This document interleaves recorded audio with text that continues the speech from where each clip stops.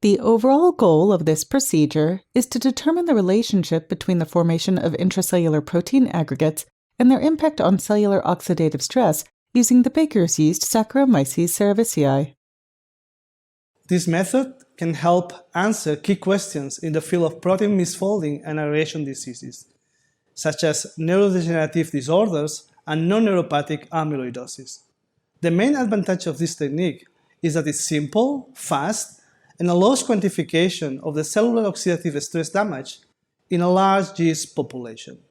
With this method, we can provide insight into the correlation between intracellular soluble or aggregated state of an amyloidogenic protein with oxidative stress levels in yeast. In addition, it can also be applied to other model organisms expressing recombinant proteins. Demonstrating the flow cytometry analysis will be Manuela Costa, a technician from the flow cytometry facility at the UAB. In this study, the intracellular aggregation state of different Aβ42 peptide variants is tracked using S. cerevisiae transformed with a plasmid encoding for Aβ42 fused to GFP under the control of a galactose-inducible promoter.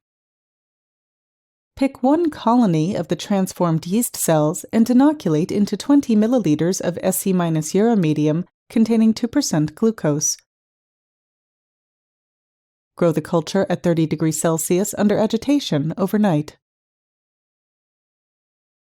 On the following day, inoculate 100 microliters of the overnight culture into 5 milliliters of fresh Sc- medium and grow the cells at 30 degrees Celsius for 2 to 3 hours.